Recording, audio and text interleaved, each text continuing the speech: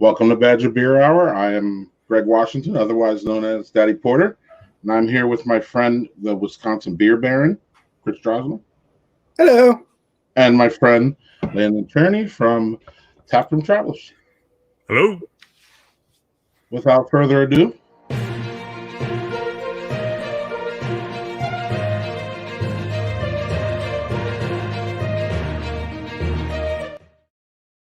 Alrighty. News. what's going on, Landon? Now wait a second. Before we start the real news, The real I news. want to hear a little bit of personal news. Greg, Not my personal news, by the way, Greg. Greg's personal news. You now have a Siebel diploma under your belt here. Oh, yes, I passed my Siebel course. Tell us about this. Concise brewing course that most brewers take to become brewers. I passed that course with a B. I'm very proud of that. Yeah. It was fantastic. It was fun. I learned a lot. And I'm going to cheers. Thanks, Chris. I wasn't going to say anything. Congratulations, bud. That's pretty awesome. That's now awesome. I have more beer. Now I have more beer. I need clarification about what decoction mash is.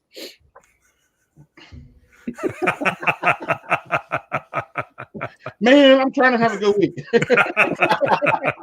That was the B part, huh? Not the A part? Yeah, we could talk about that if you wanted to, but more and not more importantly, but importantly, Landon. So thanks, Chris, again. It was tough though. If anybody wants to take the course, you can ask me. But it was a lot of chemistry and a lot of really, really deep beer subjects. So it was fantastic, and I love it. What am I going to do with that knowledge? We'll see. Oh, cheers! Ooh. All right, what you got? Anyway, holiday season's right around the corner. My favorite time of the year, and Wisconsin Brewery has a beery twist on a great December tradition, right, Chris? It's right. Yeah, we got it. So I don't know. I mean, I remember this is mostly like from my childhood when we had the advent calendars. It was like this, like nasty. You have these little tiny things, and you get like a chocolate that's like this big, and it's all waxy and terrible. But oh my god, you looked forward to it so much, opening that little door and seeing the shape of the whatever in there. Now, obviously, this is a beer show, so I think you know where this is going, and we've seen this concept in beer form before, like. Mostly like these pretty janky kind of DIY kits with like, a big like Amazon box, and there's like, you duct tape like little cubbies and have janky doors that you open, and then it's like you already know what you put in there, so it's not that great. But Milwaukee's Mob Craft Beer is doing it right. They just rolled out a beer advent calendar with 24 different beers in a festive, well-designed box. It's very cool.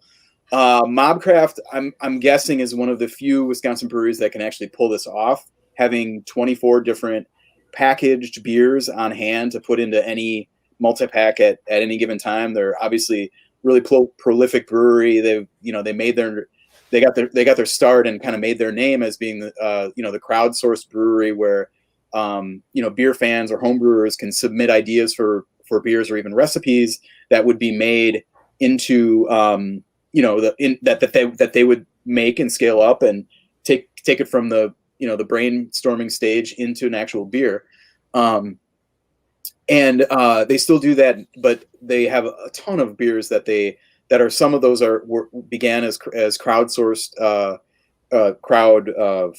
crowdsourced recipes, and it's just one after another, and especially lately they've been doing a lot of really kind of crazy off the wall beers. So I mean, 24 different beers, a different one every day is pretty rad. There's 6 core beers, 6 seasonals, 8 limited releases, and then 4 barrel aged beers. So I mean, this is not like, just a bunch of kind of backstock type stuff. So, Greg, can you guess what the price of of this advent calendar beer multi-pack would be? 24 beers, $60. That's pretty close. $65 for obviously 24 different beers. You get $80. There's they also offered a package of the a stocking stuffer with like a glass and some Mobcraft swag for another 15. And they sold out pretty quickly on this on their own website. And but the good news is this is going out to distribution. So it's already been for sale in many stores around Wisconsin. We'll post a link to a list of all the retailers that were carrying this at least. I checked in with Mobcraft and they said it's been selling out pretty quickly. So I would, check out this list and call ahead. If you want to check it out yourself, it's the link is bit.ly/adventmob. So bit.ly/adventmob. And you can see all the stores all around the state that are getting this. It's a pretty cool idea. And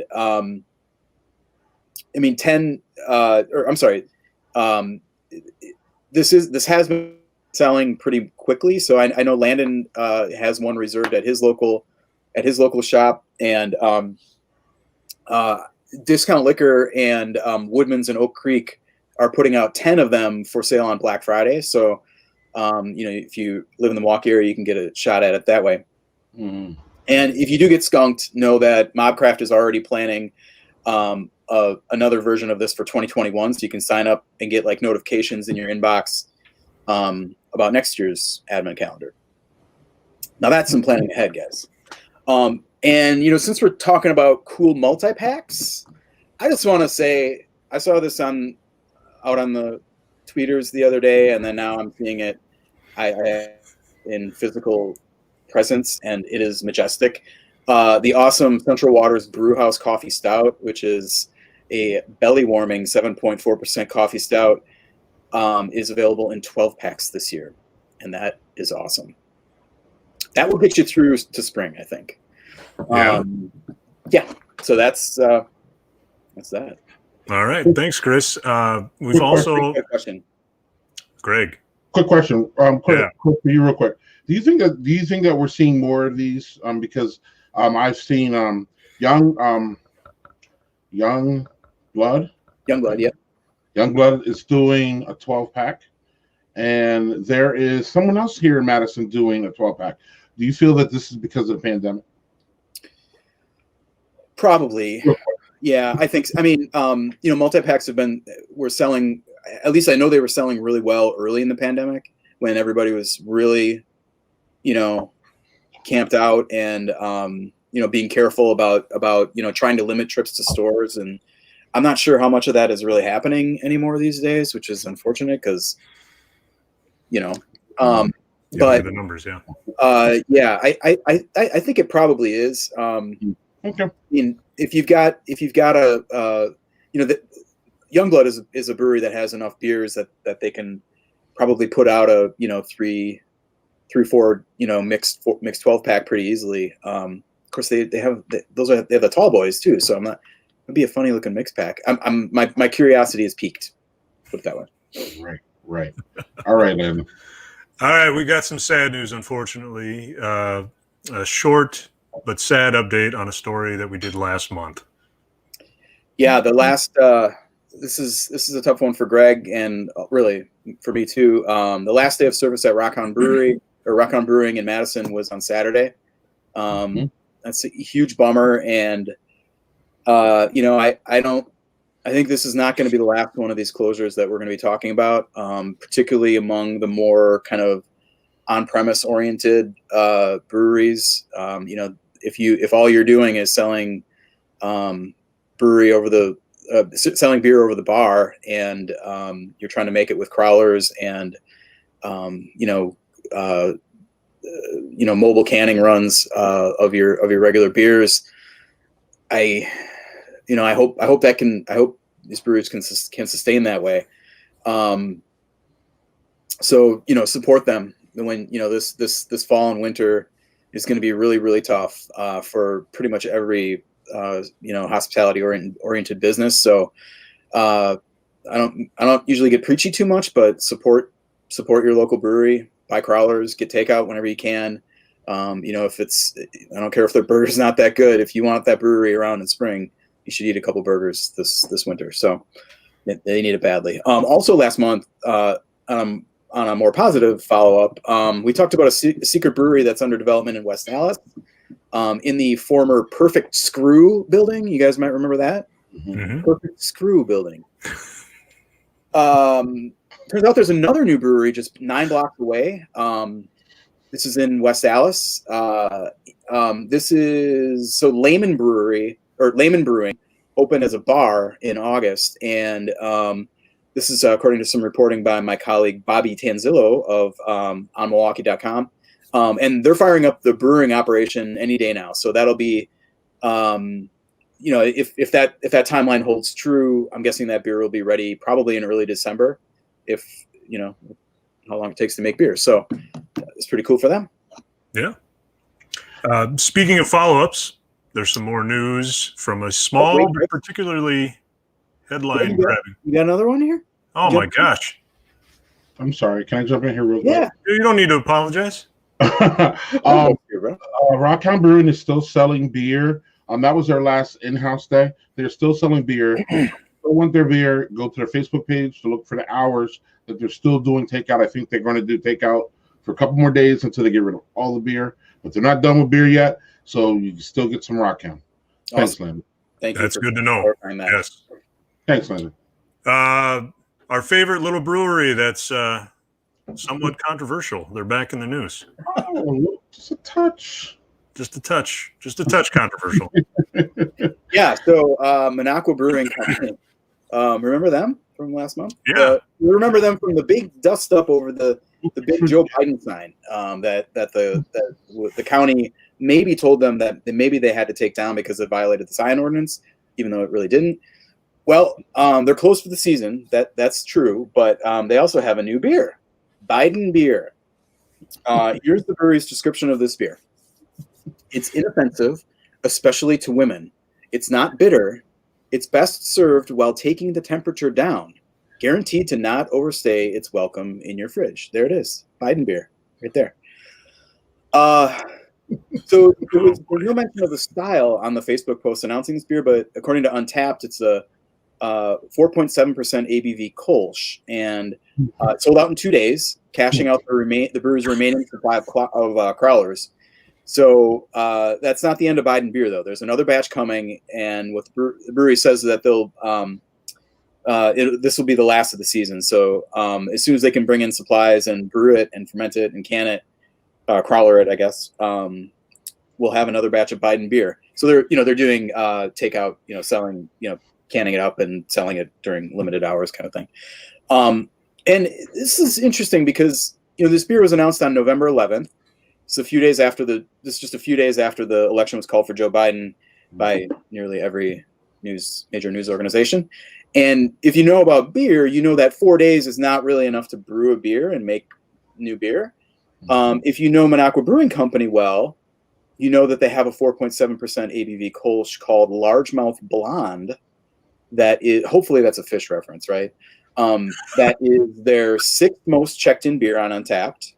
Do you see kind of what I'm getting at here? Yeah. I think they might have relabeled this Biden beer.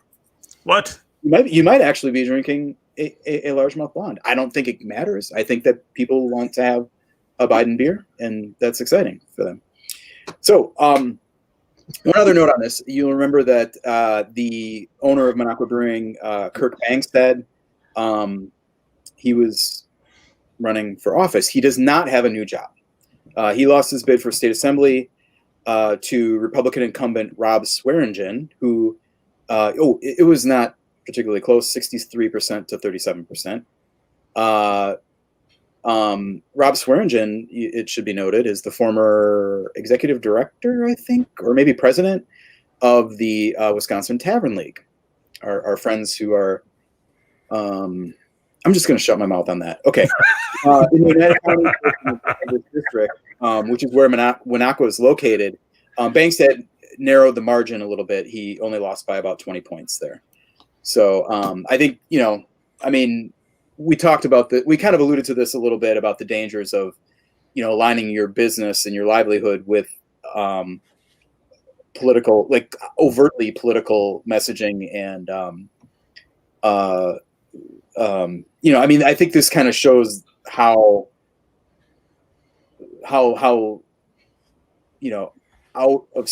I don't want to say out of sync, because 37% is not like that's not nothing, but No. I mean, that's 60.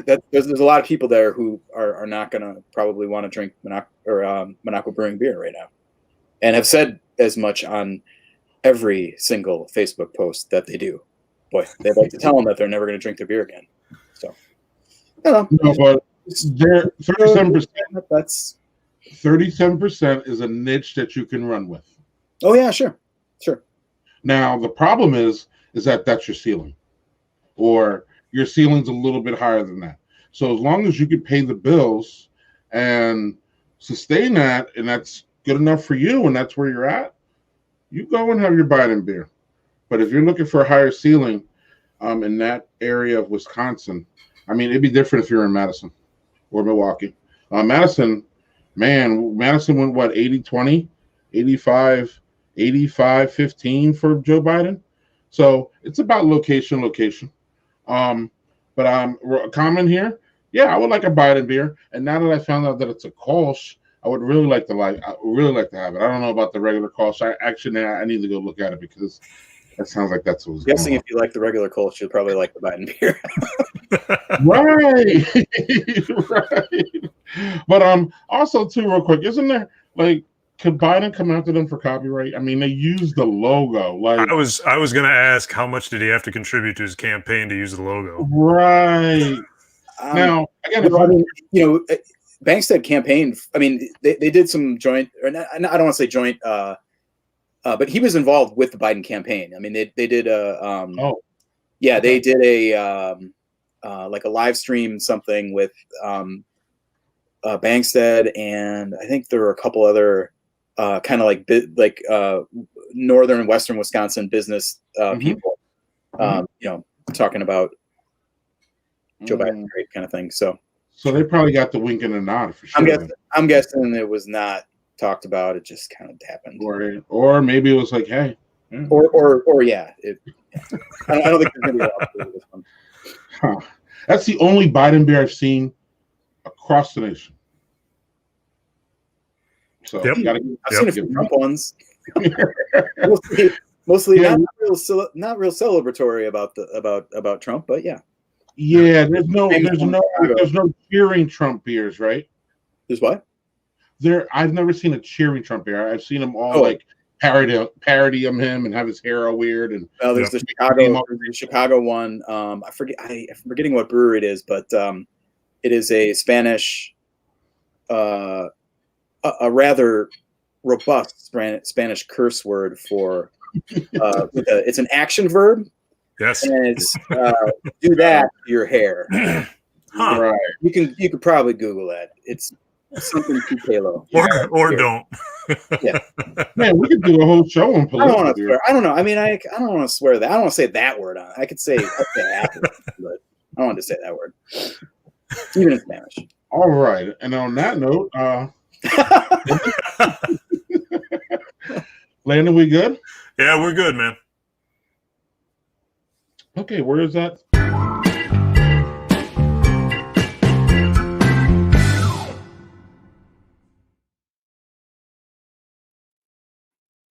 All right.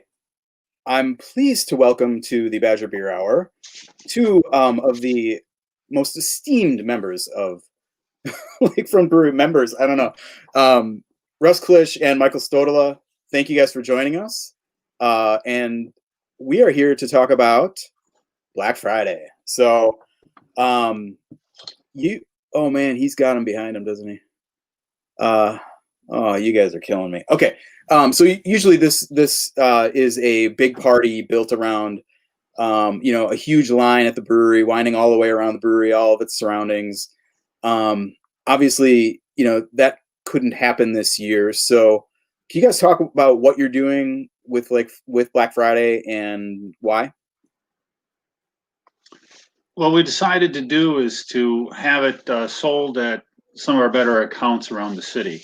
Couldn't have all one party at our place, obviously, with the pandemic. So we thought it'd be best to just spread it around and show some love to some of our accounts and have it at our places and social distance out the sale. Right. Because obviously the concentration at the one point of the brewery versus, I guess, a couple hundred. Do you know how many accounts are you guys shipping it to? We're going to be it's probably around 75 to 100 different accounts around the city. So you spread that all those people who come to the brewery out over all that space, and that's we're giving other people a chance too. Though you get all the people that sit there and said, "I didn't want to get up at 4 a.m. to go get the beer," and so now they should have a chance to get it around town. Right. I was going to say, obviously, this is a pretty hot ticket. How did you guys decide who's getting it? How much everybody's going to get? I got to imagine there was a lot of some heated discussions over that. We kind of look at a couple different things. Who's our best accounts? Who sold most of our beer? Who supported us in the past? Those things all go into consideration. Where the better places are, or more craft central places. But it does go back to a lot of people, who's supported us in the past, who has us on the shelf. Obviously, you want to support the people that support us. Michael, what about the decision to keep it in the Milwaukee area versus, potentially going wider, or, trickling some into Madison or Green Bay, Fox Valley? I mean, or even out of state. Obviously, Lakefront distributes in a lot of different states. How did you decide to keep it focused on Milwaukee? Oh, you're muted, Michael. Here we go. That decision was actually made months and months and months ago when we decided not to brew as much Black Friday this year. We do have a limited number of bottles out there, and the total 2020 number is only 5,000, and that includes the variants. We have the Black Friday 2020, which is the Imperial Stout, the gold standard. Only 3,000 bottles are out there in the public, are in existence, and that certainly couldn't be spread around the entire state. We also have just 1,000 bottles of our barley wine aged in bourbon as well, and also just 1,000 of our Christmas ale aged in Wallersheim brandy barrels. So the beer itself is even more limited than it has been in prior years. So we kind of have to keep it to just Milwaukee, and I think everyone is used to, anyone from out of town is used to coming to Milwaukee, of course, to our brewery to buy it. So that doesn't seem to be an issue at all, just to spread it around town.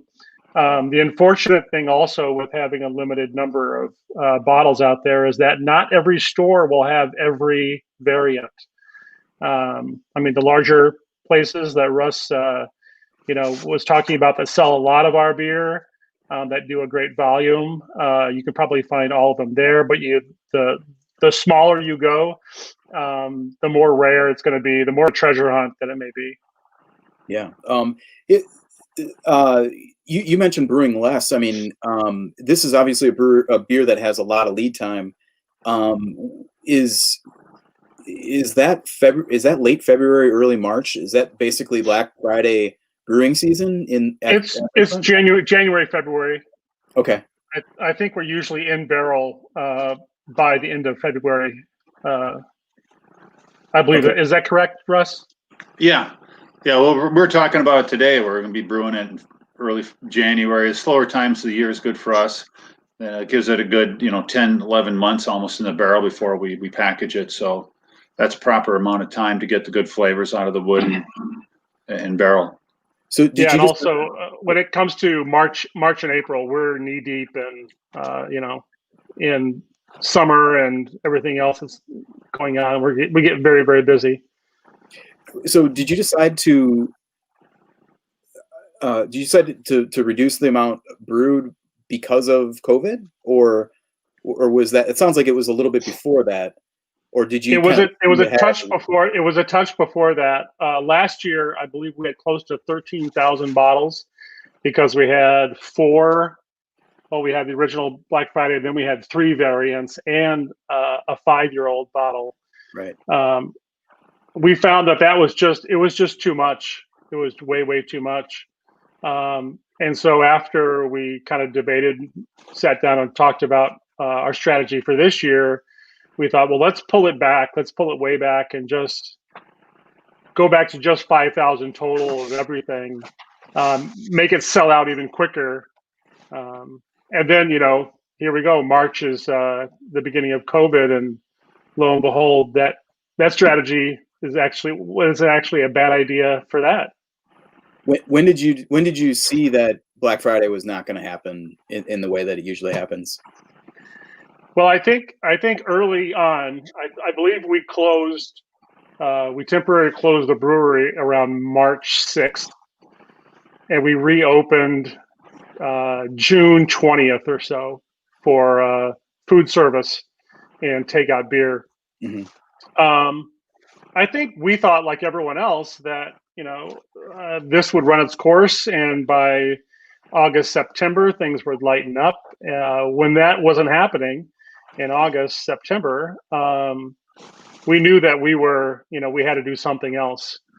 We talked about having some kind of sale at the brewery with maybe lines of cars pulling up and no one gets out of their cars. That became an issue because of Commerce Street. Unfortunately, we're kind of landlocked and don't have a whole lot of room to breathe, especially with cars down there. Mm-hmm. So yeah, Russ made the call to share it with all of our friends, our accounts. And it was a brilliant idea. It really took a load off of us. We don't have to get up at 4 a.m. anymore and go down to the brewery, which is great. But yeah, it should be interesting how it goes this year, and it may, who knows? It, like lots of COVID things, it may reflect on us for next year. Maybe we change our ways a little bit, and we have a little bit out in the market, and we have a little bit at the brewery. Anything's possible right now. Yeah, great. You mentioned the variants. I do want to kind of talk a little bit more about the beer specifically. I've heard good things about this year's base beer, the regular Black Friday. Yeah, one of the earliest things that I've heard about it was from our head brewer, Luther Paul, and he said that the Imperial Stout, just the base beer, was one of the best we've ever done. I actually have not tasted this liquid yet, so I'm looking very much forward to it. I snuck a little taste out of the Bright Tank of the Christmas ale, and that was fantastic. Had a really nice spice, had nice warmth. It was fantastic. And that's can you tell me a little bit about that beer specifically? That's let's see, pulling up the holiday spices. So is that similar to the old winter, the holiday spice? Yeah. Yeah, that was the idea that we kind of had for it, was to make a beer for Christmas, to make a beer that you could take home, and when Christmas rolled around a few weeks later, you can open that up and drink it, and it would be great. We're very, very well known for our holiday spice, and that's something that we've always done good historically. So yeah, we got some Wollersheim brandy barrels. This is 13%. Our smallest beer this year, and it's again, I snuck a cup out of the Bright Tank, and wow, really, really nice. And of course the barley wine. I mean, Lakefront's pretty high bar when it comes to barrel aged barley wines from Lakefront. So but this one sounds like a winner too. Yeah, the barley wine is something that we've always done well, and who doesn't like a barley wine? I mean, barley wine is a little bit like pizza, in that you have a crappy pizza, it's still pizza. But yeah, that's true.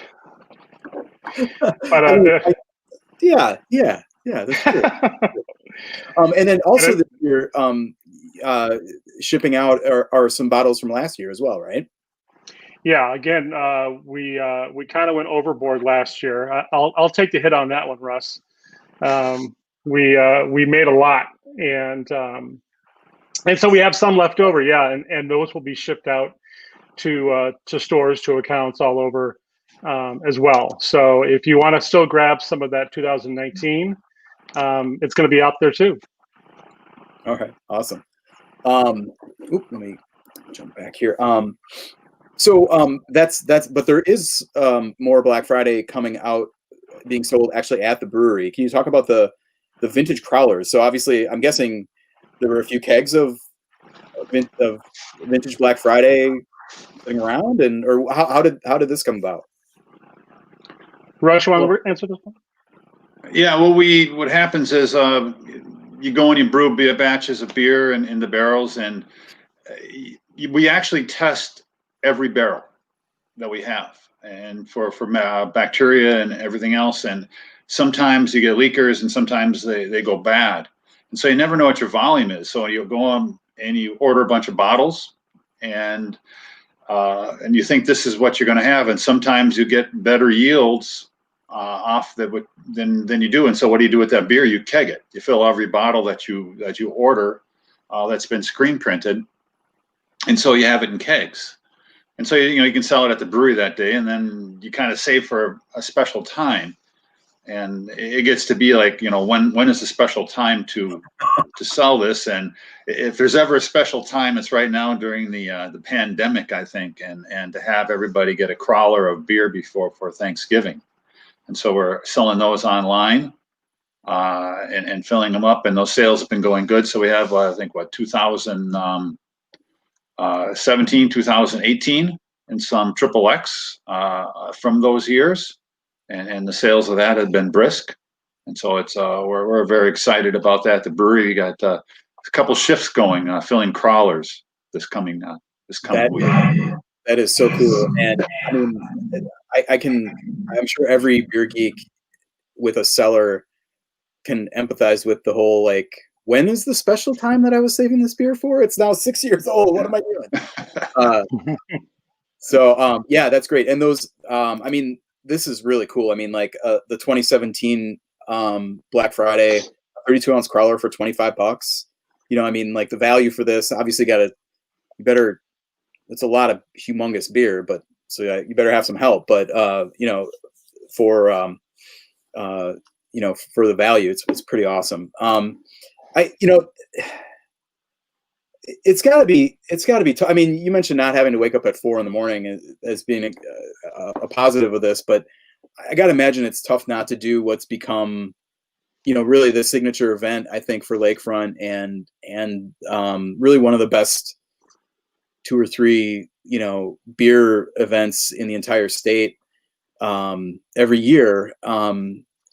There's a personal touch. I know, Russ, you are often, I think every year still, right, taking pictures with people if they want to have a picture taken after they get their bottles, and it's a very hands-on family feel to it. And how, I mean, we're not going to have that this year. You're not, but you'd rather see everybody next year safe and to go, and you have to do your part. We're a brewery, and we're a community brewery, and you have to do what's right, and you have to do certain things that are good for the community, and being a leader and showing everybody else that this is what we should be doing during this time. And plus people will come back. Plus, Russ has offered to go to your house and take a picture with you. So just email him your address, and he'll stop by. Yeah, social media idea. You can post your photo of your Black Friday, and you can kind of Photoshop Russ's head in there. Yeah, there you go. That's free idea. Make your own fake news. I don't know if it's too early. I mean, probably not. You mentioned scheduling brew day for next year's beers. Have you thought at all about the 2021 release yet? We actually had a meeting this morning.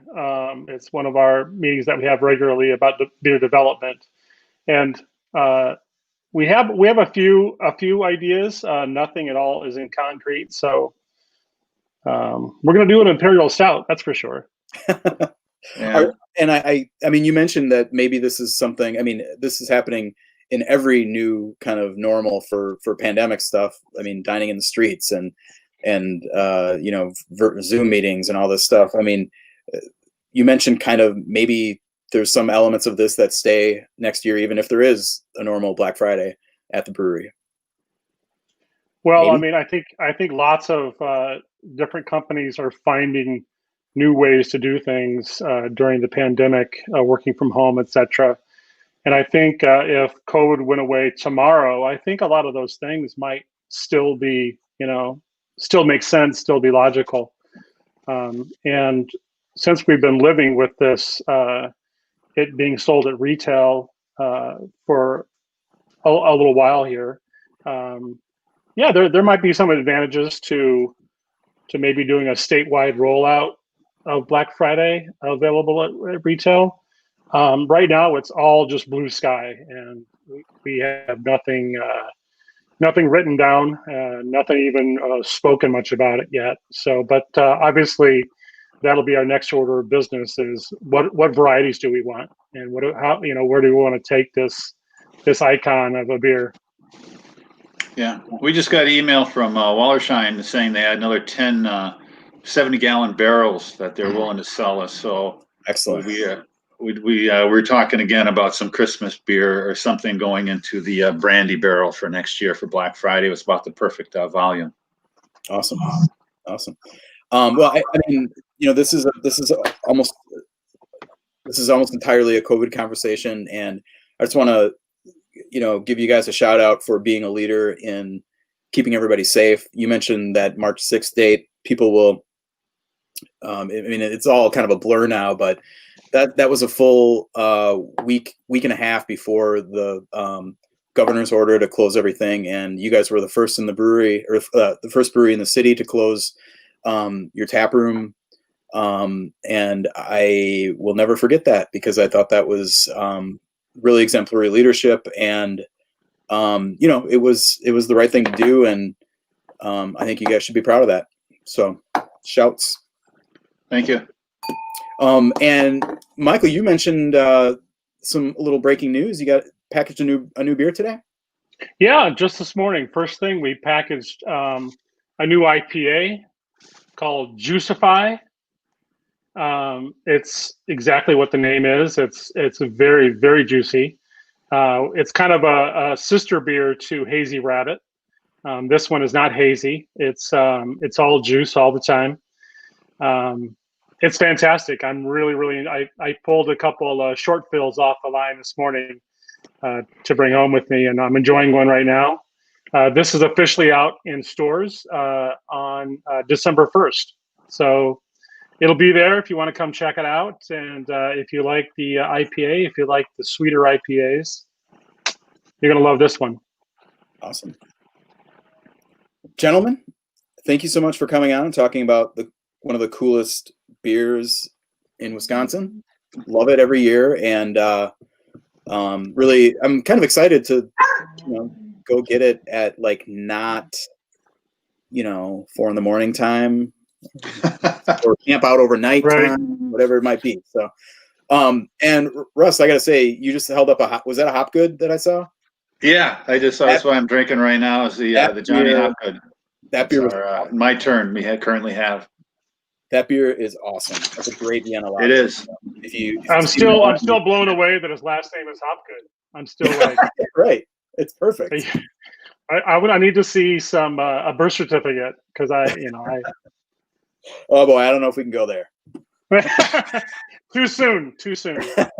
Guys, thanks for coming on the Badger Beer Hour, and good luck on next week making everything work. All right. Well, thank you. Thank you for having us, Chris. Cheers, guys.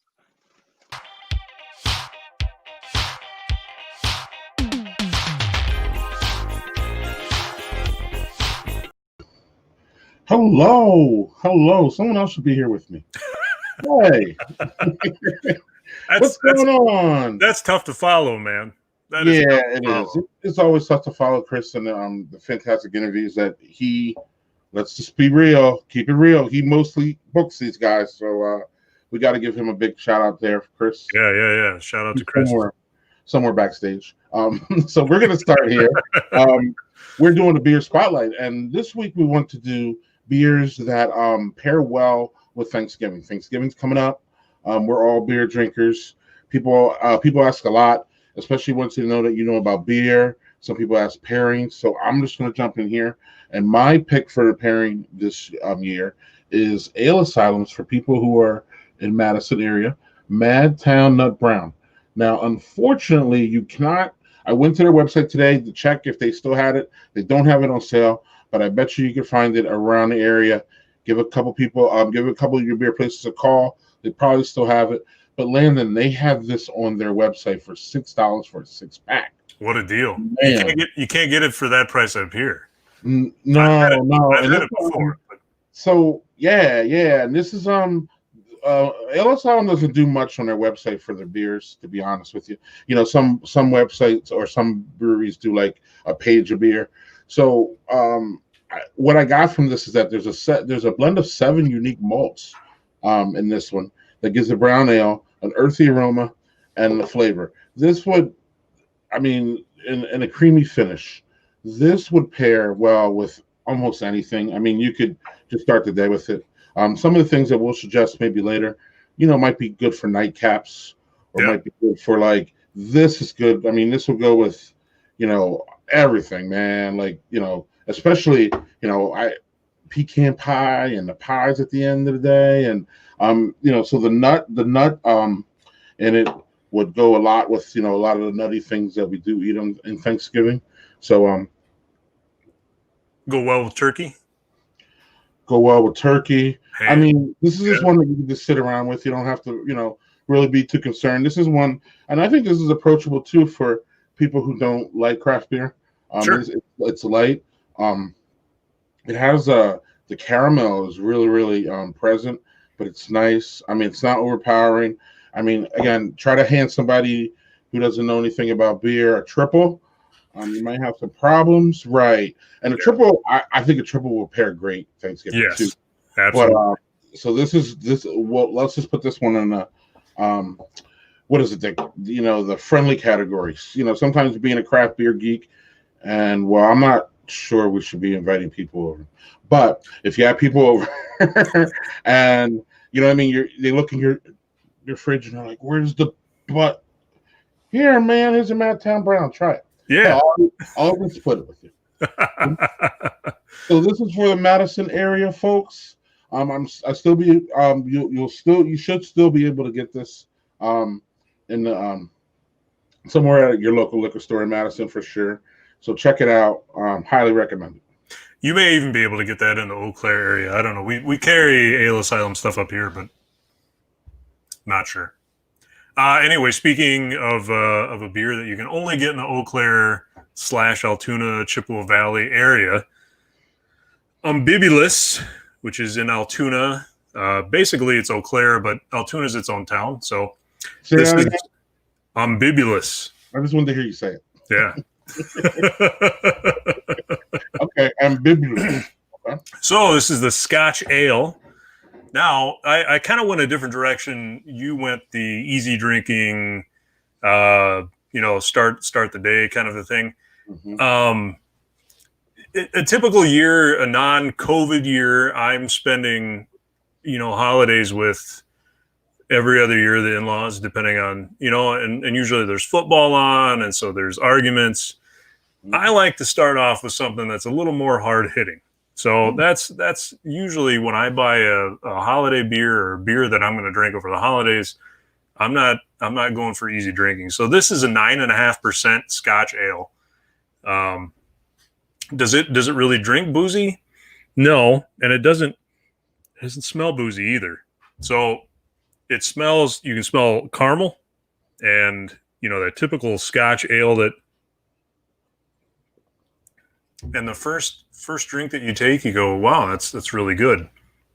But if you keep sipping on it, you start really warming up, Mm-hmm.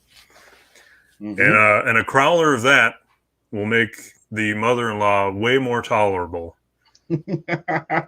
pretty quick. So, Well, especially if there's football on and you start an argument.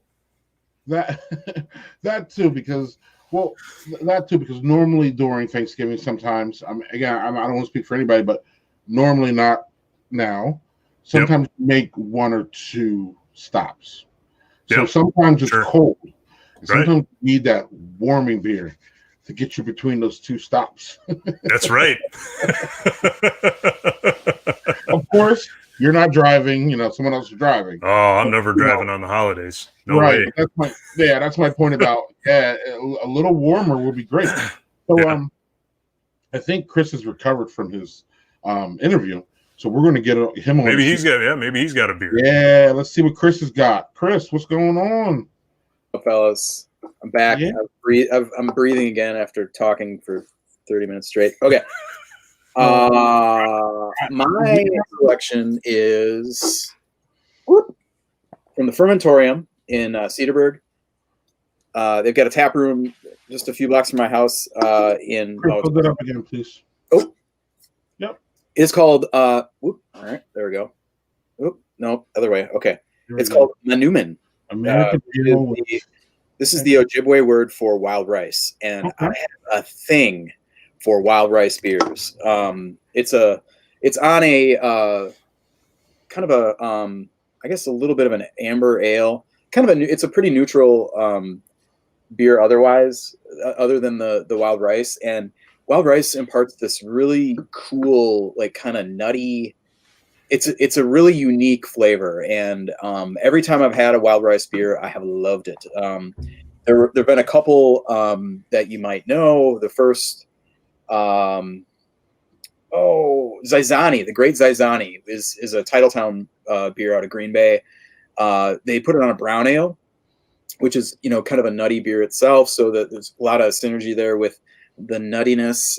It's hard to explain. It's almost like the difference between like a pheasant or something and a chicken. There's a little gaminess to the grain. So it's like, I don't know, nutty is kind of it's a little bit earthier than what you kind of would expect.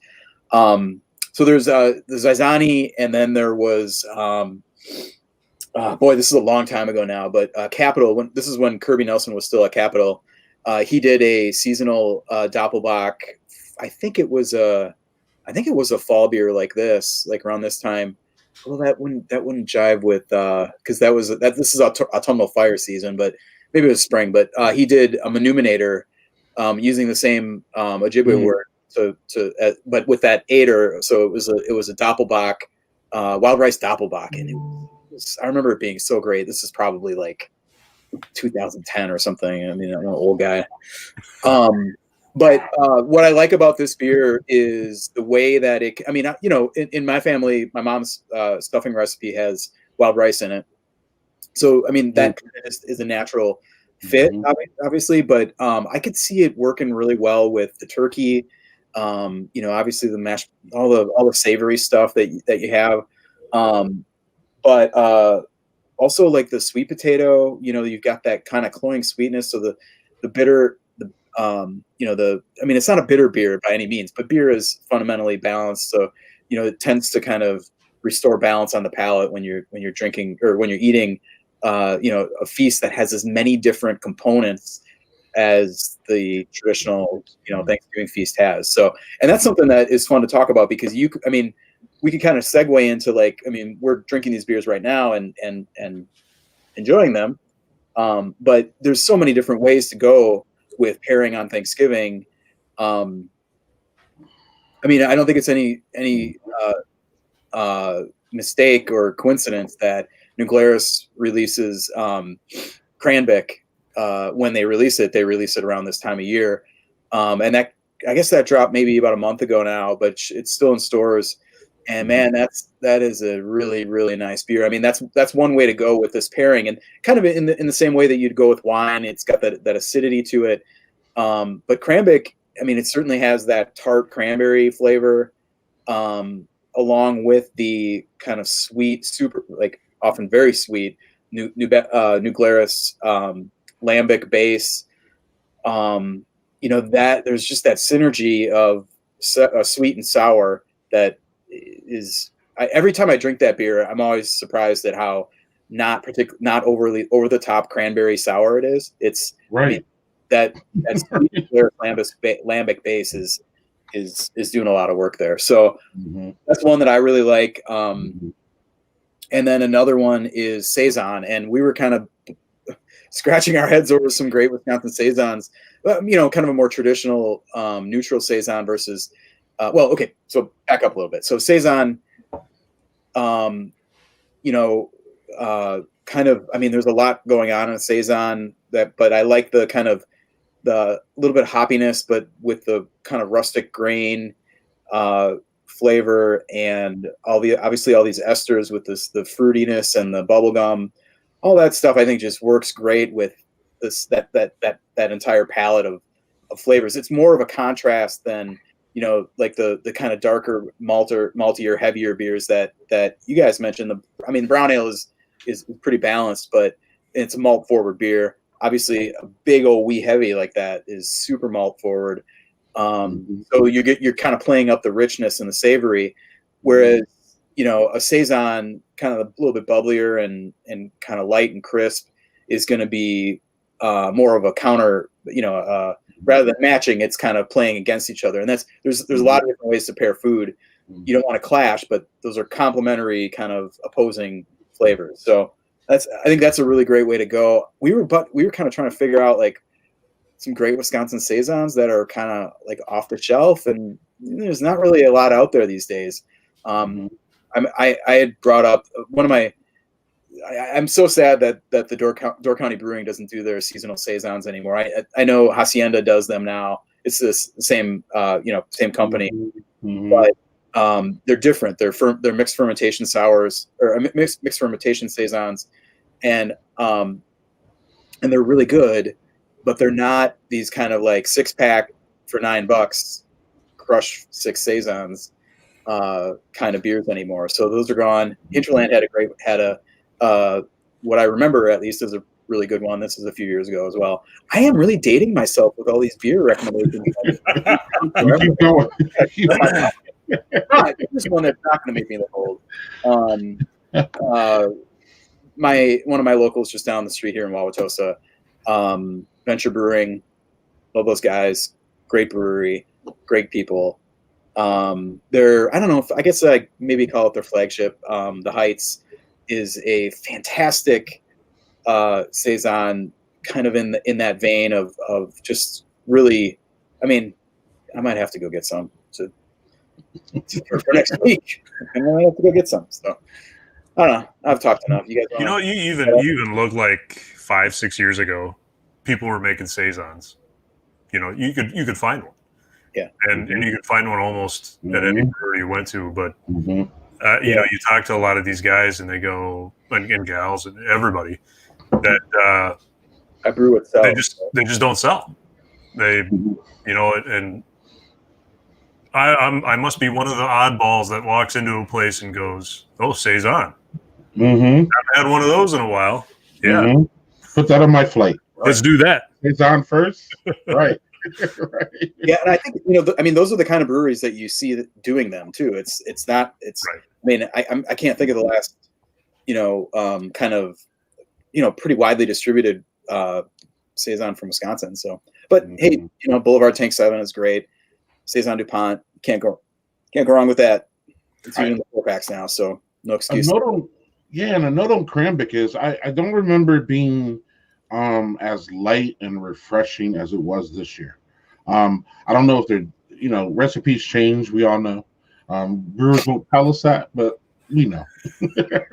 But no, I had one last week, and it was just so refreshing and light. And I don't remember being that light on the mouthfeel. Maybe I'm wrong, and maybe I'm analyzing things differently. But I enjoyed it. It wasn't a bad thing. It was enjoyable. Because I think when it comes to fall, we're all looking for bigger mouthfeels. We're looking for the the warming and the stout, just to have a nice light, refreshing hit of cranberries. Man, I thought it was fantastic. I was blown away by it. I still got a couple there, so I'm ready for Thanksgiving, man. I got a couple cranberries, I got some nut browns, and oh, go Chris. I was gonna say not to just ride New Glarus all the time, but their most recent their most recent thumbprint is apple ale again. So yeah. that is, you know, I'm not a big apple guy necessarily. Never had it. I mean, I like apples, I guess, but like I don't go out of my way to eat them, and I certainly don't go out of my way to drink them. I'm not a cider guy, but I you know, when I drink that beer, I'm like, oh, yes, it is. I mean, it is really good, and it transcends whether you think apple ale sounds like a good thing. And I would say for the same reasons as Cranbeck, pretty good pairing at the feast table. Don't do an IPA. Just don't do an IPA. Save that for after, you know? Yeah, and then the bourbon barrel, unless you're like Landon, where you want to start high and rolling, save those for the nightcaps. I like generally. Depends on who you're with. And Chris, you wanted to mention a beer from this place. Oh, yes. This is another one in that vein of kind of the maltier. I don't have the bottle. But yeah, Leinenkugel's just came out with a really nice seasonal called Toasted Bach, and just that whole concept, like toasted Bach, you have my attention, and it really delivers. It's good. You know, it's got the kind of chocolatey, you know, plummy, I guess, kind of dark fruit that you'd expect from a Bach, but it's in a much lighter package. It's only 5.1 ABV, which is, you know, you're in Budweiser territory there. Or maybe we should say Miller High Life territory. It's probably a little high. Whatever. You're in. That's like macro. You know, 5% is like what you'd expect from your macro lagers. So you know, it's not going to knock you on your ass. And there is that. So I mean, all that kind of sounds like a kind of a session Bach, but there is this kind of toasted aspect to the malts that you know, it's a little, I don't want to say nutty, but there's some definite like kind of like Maillard reaction going on there that you get, you know, in your, I'm trying to think of like almost, you know, it's kind of a character that you get in your Martzens and your Oktoberfest a little bit. Oh yeah. It's not quite caramely, but it's a little that kind of toasty, a little bit like a quicker burn, I guess. I don't know. But it's very nice, and you know, Liney's price point, and it would pair well on Thanksgiving. Yeah. It's in that same kind of like complementary aspect versus the, you know, opposition aspect. Excellent, fellas. Well, we're about to wrap up another hour of the Badger Beer Hour, but before we do, we have time for comments. So let's go back and so I apologize to people who make comments because sometimes it's hard to get them in, especially during an interview or during news. So we're going to do some recapping. Daniel says, congrats from my announcement earlier. Thanks, Daniel. Thanks, Beer Days. No, we're not going to do any chemistry. Yes, thank you. Somebody wants somebody to shotgun a beer. I don't know, maybe. Maybe one of these days. Me and the boys are going to roll through one of these calendars in a garage soon. That sounds like fun. I wanted to make a point though about I didn't get to jump in about Mobcraft. Mobcraft's beers are, to me, hit or miss. But this is why I love that pack, because then I can try many and I could share. And I love it. I love that pack. It's great. Yeah, that's a great point. I mean, I don't want to have four sometimes of their, you know, right. I gotta look up, but they did a weird beer mixed 4-pack, I think, built around an event that they had earlier this fall, I believe, or maybe this like late this summer, and they were like really weird, like you know, like playing with like savory flavors in the beer and stuff. I wish I could remember exactly or look up even exactly what one of those beers was, but like just as a like, because it was pretty strange. But you know what? For one can, yeah. Yeah, they made a beer with durian fruit and cashews back in the day. Yep. That wasn't bad. as bad as durian fruit smells, the beer actually tasted pretty good.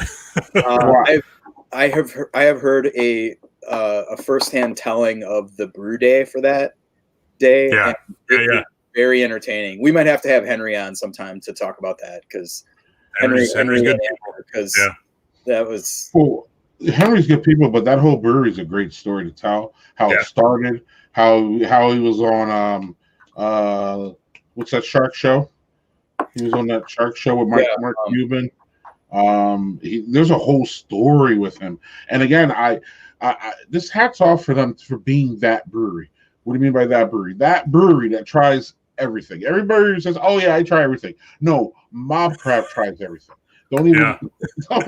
No. I mean, I'm sorry, but it's hard to hit that portfolio. Most breweries do stuff that is safe, that they can sell, and there's nothing wrong with that. You got to make money. You got to feed the family.